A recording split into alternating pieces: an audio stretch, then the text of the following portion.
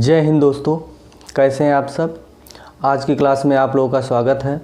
और आज की क्लास में हम लोग योगात्मक प्रतिलोम और गुणात्मक प्रतिलोम के बारे में जानकारी हासिल करेंगे।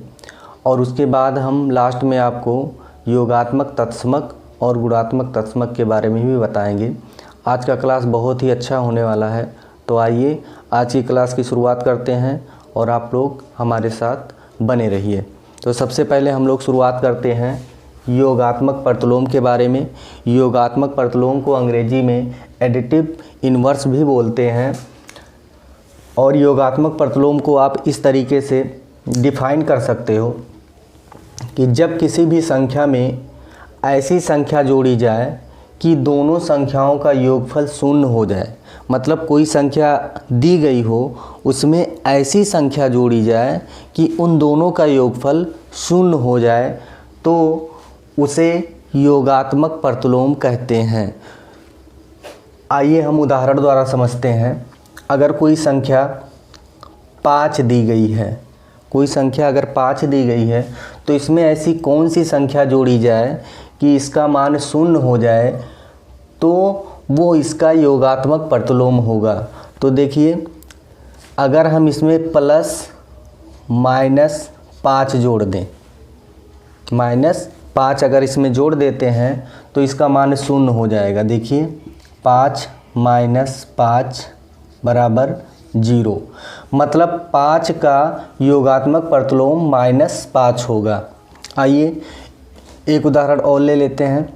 अगर -18 लिखा है और इसका योगात्मक प्रतिलोम आपको निकालना है अगर, तो -18 का योगात्मक प्रतिलोम अगर इसमें +18 जोड़ दिया जाए तो इसका मान कितना हो जाएगा, 0 हो जाएगा। तो -18 का योगात्मक प्रतिलोम +18 होगा।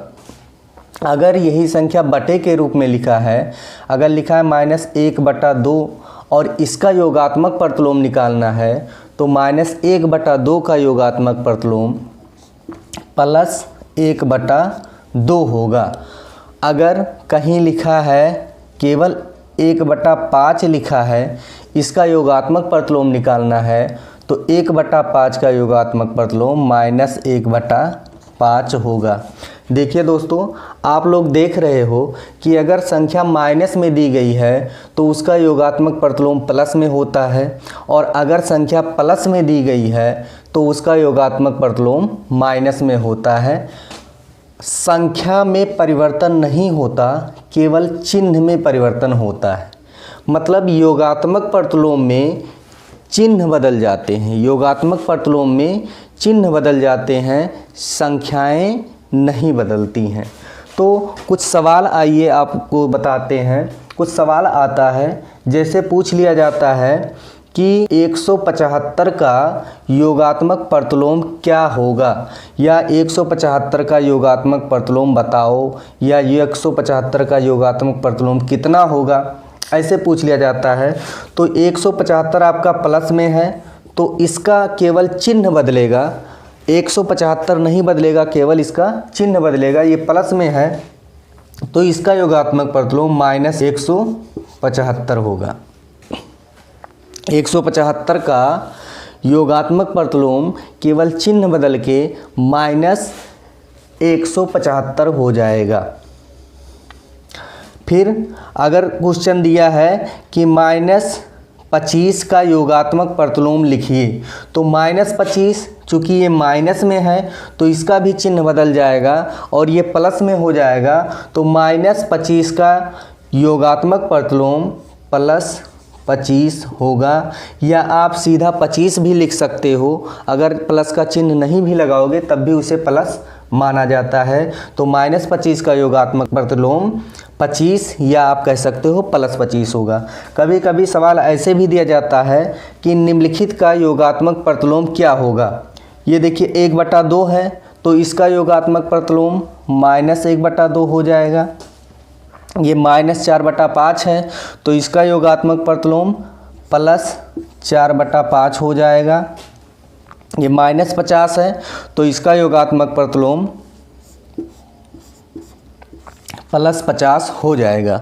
तो जैसा कि अभी तक हम लोगों ने देखा कि जो योगात्मक प्रतिलोम होता है उसमें संख्याएं परिवर्तित नहीं होती हैं, केवल चिन्ह परिवर्तित होता है। अगर कोई संख्या प्लस में आया है तो उसका योगात्मक प्रतिलोम माइनस में होता है और वही संख्या होता है, और अगर कोई संख्या माइनस में आया है तो वही संख्या प्लस में उसका योगात्मक प्रतिलोम होता है। तो दोस्तों ये तो था आपका योगात्मक प्रतिलोम। तो आइए अब हम लोग पढ़ते हैं गुणात्मक प्रतिलोम। तो गुणात्मक प्रतिलोम जो होता है उसको इंग्लिश में मल्टीप्लिकेटिव इन्वर्स बोलते हैं। गुणात्मक प्रतिलोम को इंग्लिश में मल्टीप्लिकेटिव इन्वर्स बोलते हैं, और इसको हम इस प्रकार डिफाइन कर सकते हैं कि जब किसी परिमेय संख्या में ऐसी परिमेय संख्या से गुणा किया जाए कि उन दोनों का गुणनफल एक हो जाए। जैसे आप योगात्मक प्रतिलोम में पढ़े थे कि जब दो संख्याओं को इस प्रकार जोड़ा जाए कि उनका योगफल शून्य हो जाए, लेकिन इसमें है कि दो परिमेय संख्याएं जो हैं उनको इस प्रकार गुणा किया जाए कि उनका गुणनफल एक हो जाए, तो वो जो संख्याएं होंगी वह एक दूसरे के गुणात्मक प्रतिलोम होंगे। वह दोनों संख्याएं एक दूसरे के गुणात्मक प्रतिलोम होंगे। चलिए उदाहरण से समझते हैं। अगर कोई संख्या दिया है 5/3, 5/3, अब इसमें ऐसी संख्या से गुणा करना है कि इसका गुणनफल 1 हो जाए। अगर इसका गुणनफल 1 हो जाएगा तो ये क्या हो जाएगा, गुणात्मक प्रतिलोम हो जाएगा एक दूसरे का। तो देखिए अगर 5/3 है तो इसको अगर 3/5 से गुणा किया जाए तो 5×3 15 और 5×3 15, और इस दोनों को अगर काटेंगे तो आएगा 1/1 बराबर 1। मतलब 5/3 का गुणात्मक प्रतिलोम 3/5 होगा, और 3/5 अगर लिखा है तो उसका गुणात्मक प्रतिलोम 5/3 होगा। आइए और एक उदाहरण ले लेते हैं। अगर कहीं लिखा है -7/3 तो इसका गुणात्मक प्रतिलोम जो होगा, इसका गुणात्मक प्रतिलोम होगा -3/7 होगा। ये दोनों का अगर गुणा होगा तो माइनस माइनस का प्लस हो जाएगा। प्लस हम लोग लिखते नहीं हैं। 7 त्रिक के 21 और 7 त्रिक के 21, और 21 कट जाएगा, 1/1 बराबर 1 आ जाएगा। तो गुणात्मक प्रतिलोम में यही होता है कि दो परिमेय संख्याओं को इस प्रकार गुणा किया जाए कि उनका गुणनफल 1 हो जाए। आइए इसमें कुछ सवाल आते हैं। किस टाइप के सवाल आते हैं उस पर चर्चा कर लेते हैं।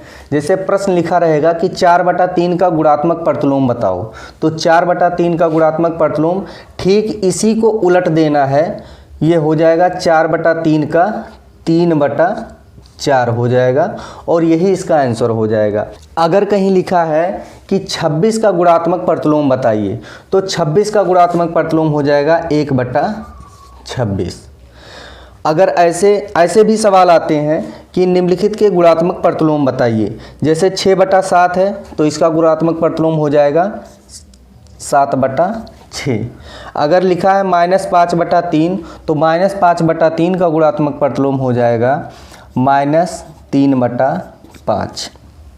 अगर 36 लिखा है तो 36 का गुणात्मक प्रतिलोम हो जाएगा 1/36। अगर 19 कहीं लिखा है तो उसका अगर गुणात्मक प्रतिलोम निकालना है तो आ जाएगा 1/19। मतलब ये है कि कोई भी संख्या अगर लिखा हुआ है तो उसमें ऐसी संख्या से गुणा किया जाए कि दोनों का गुणनफल 1 हो जाए। तो ज़्यादातर यही होता है कि संख्याओं को पलट दिया जाता है। संख्याएं अगर देखिए 5/3 है तो 3/5 हो जाएगा, 7/3 है तो 3/7 हो जाएगा, 4/3 है तो 3/4 हो गया, 26 सीधा सीधा लिखा था तो 1/26 हो गया। मतलब संख्याएं पलट जा रही हैं। जो संख्या दी गई होती है उसको अगर उसी संख्या से भाग दिया जाए तो उसका गुणात्मक प्रतिलोम हमें मिल जाता है। देखिए जैसे अगर लिखा है 26 तो 26 को अगर भाग देंगे 26 से 26 को अगर 26 से भाग देंगे तो 26 गुणे 1/26 भी इसे लिख सकते हैं। तो 26 का गुणात्मक प्रतिलोम आपका हो जाएगा 1/26। अगर कहीं लिखा है 5/3 तो 5/3 को अगर 5/3 से भाग दिया जाए तो इसको लिखेंगे 5/3 और पीछे वाला गुणे में पलटेगा तो हो जाएगा 3/5। तो 5/3 का गुणात्मक प्रतिलोम हो जाएगा 3/5। मतलब अगर गुणात्मक प्रतिलोम निकालना है तो जो संख्या दी गई हो उसी को उलट कर लिख दीजिए या उसी संख्या से उसमें भाग दे दीजिए तो आपका गुणात्मक प्रतिलोम निकल जाएगा। तो ये तो था आपका गुणात्मक प्रतिलोम। इसके बाद हम योगात्मक, तत्समक और गुणात्मक तत्समक के बारे में पढ़ेंगे। तो चलिए सबसे पहले हम शुरुआत कर लेते हैं योगात्मक तत्समक क्या होता है। चलिए दोस्तों, तो अब हम लोग शुरू करते हैं योगात्मक तत्समक। तो योगात्मक तत्समक क्या होता है? शून्य आपका योगात्मक तत्समक है, क्योंकि जब किसी भी संख्या में आप शून्य को जोड़ते हो, जब किसी भी संख्या में शून्य को जोड़ा जाता है तो वह संख्या अपरिवर्तित रहती है, मतलब उस संख्या में कोई परिवर्तन नहीं होता है। इसलिए आपका शून्य जो है वो योगात्मक तत्समक है। देखिए, जैसे अगर 15 में शून्य जोड़ोगे -15 में तो -15 ही आएगा। 26 में आप शून्य जोड़ोगे तो 26 ही आएगा। 1/3 में आप शून्य जोड़ोगे तो 1/3 ही आएगा। ऐसे किसी भी संख्या में मान लीजिए 18 में आप शून्य जोड़ दोगे तो 18 ही आएगा, या आप 150 में शून्य जोड़ दोगे तो 150 ही आएगा। मतलब ये है कि किसी भी संख्या में आप शून्य को जोड़ते हो तो उसके मान में परिवर्तन नहीं होता, इसलिए शून्य आपका योगात्मक तत्समक है। शून्य आपका योगात्मक तत्समक है। तो योगात्मक तत्समक के बाद अब हम लोग शुरुआत करते हैं गुणात्मक तत्समक के बारे में। तो गुणात्मक तत्समक को इंग्लिश में मल्टीप्लेक्टिव आइडेंटिटी कहते हैं। एक आपका गुणात्मक तत्समक है, एक आपका गुणात्मक तत्समक है। जिस प्रकार 0 आपका योगात्मक तत्समक है, उसी प्रकार एक आपका गुणात्मक तत्समक है। 0 आपका योगात्मक तत्समक क्यों है? क्योंकि किसी भी संख्या में आप 0 को जोड़ते हो तो उसका मान अपरिवर्तित रहता है। ठीक उसी प्रकार एक को अगर किसी संख्या से गुणा किया जाता है तो उसके मान में परिवर्तन नहीं होता। मतलब एक को किसी भी संख्या से आप गुणा कर दीजिए तो वो उसका मान अपरिवर्तित रहता है। इसीलिए एक आपका गुणात्मक तत्समक है। जैसे आप देख लीजिए, 5 गुणे 1 बराबर 5, -6 गुणे 1 बराबर -6, 1/7 गुणे 1 बराबर 1/7, 18 गुणे 1 बराबर 18, 15/3 गुणे 1 बराबर 15/3। मतलब आप किसी भी संख्या से अगर 1 में गुणा करते हो तो यही संख्या आपका दोबारा मिल जाता है। मतलब संख्या अपरिवर्तित रहता है, संख्या में परिवर्तन नहीं होता। इसलिए आपका एक जो है वो गुणात्मक तत्समक है। जिस प्रकार आप शून्य को किसी संख्या में जोड़ते थे तो उसके मान में परिवर्तन नहीं होता था, ठीक उसी प्रकार एक को आप किसी संख्या में गुणा करते हो तो उसके मान में परिवर्तन नहीं होता। तो 0 आपका जिस प्रकार योगात्मक तत्समक है, उसी प्रकार एक आपका गुणात्मक तत्समक है। तो आज का क्लास यहीं तक है। अब हम लोग मिलेंगे नेक्स्ट वीडियो में। तब तक के लिए जय हिंद।